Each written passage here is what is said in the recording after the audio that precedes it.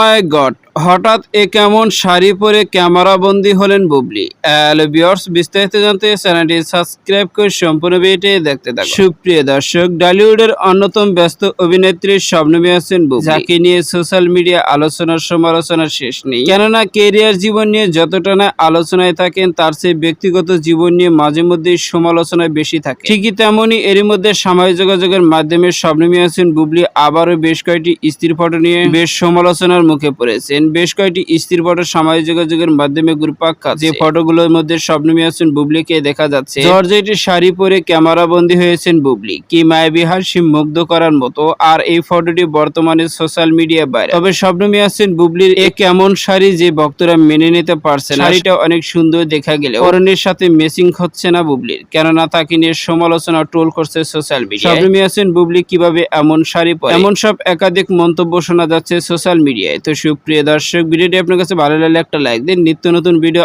Update পেতে চ্যানেলটি subscribe করুন। অসংখ্য ধন্যবাদ। পুরো ভিডিওটি উপভোগ করার জন্য।